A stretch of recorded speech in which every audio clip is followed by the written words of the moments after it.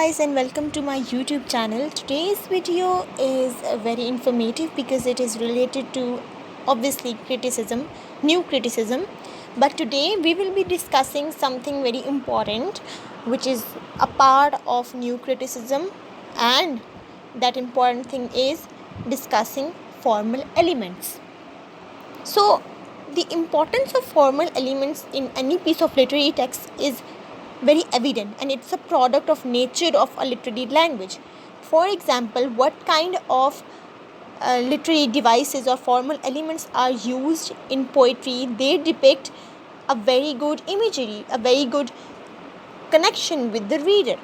So it builds a good thing for the writer and for the reader, which for new criticism is very different from scientific language and from everyday language.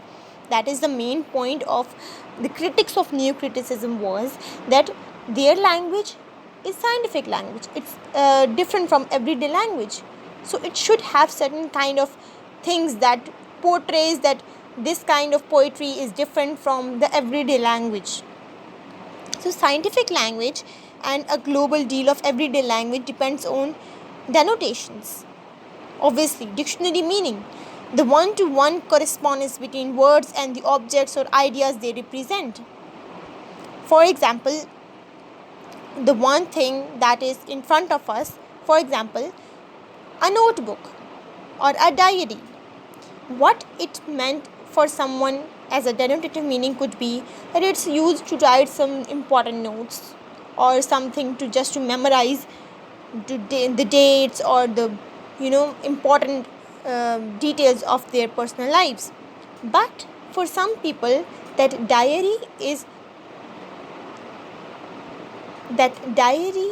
a piece, not only a piece of book, it's a piece of their heart.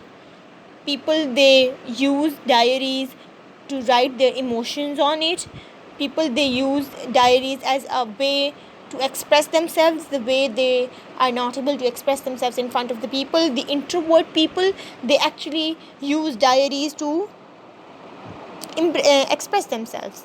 So scientific language, it doesn't try to be beautiful or emotionally evocative. Obviously, it is not having any kind of connotative meaning. It's just like the thing that is in front of us, that the bird means a bird, or a laptop means a laptop, an electronic device that is used to write something or used for business purposes. But for some people, things have connotative meanings. For example, moon or sun. It's not just for some people a piece, a star or a planet giving sun rays or light. For some people, they connect it with their lovers, with something positive. For example, autumn. Autumn, for some people, it's just a season. It comes and it goes, and the next season it starts.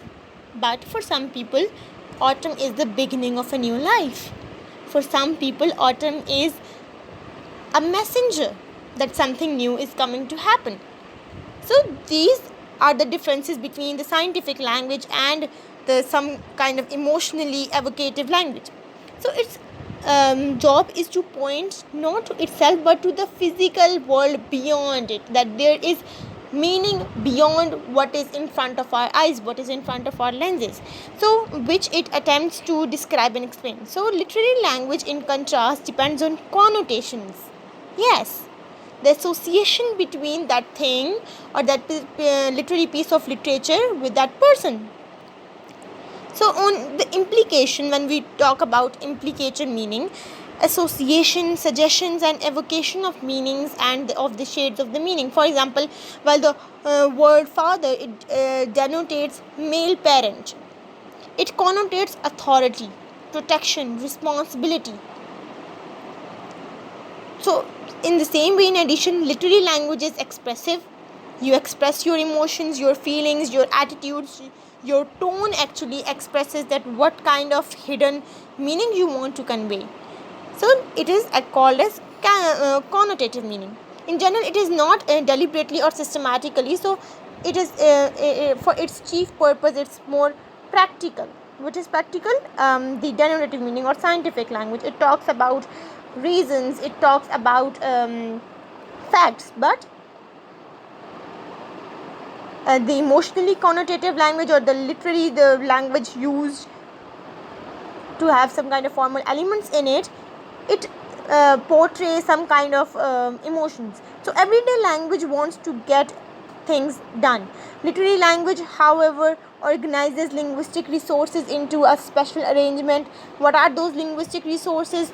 The syntax that is used, the kind of imagery that is used, the sentence structure, the patterns of sounds, and all these things are very important while discussing literary language, the complex unity to create aesthetic player.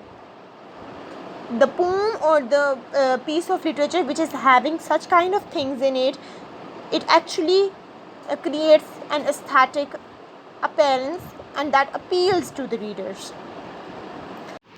Thank you guys for watching my video. Do share it, like it, and subscribe it.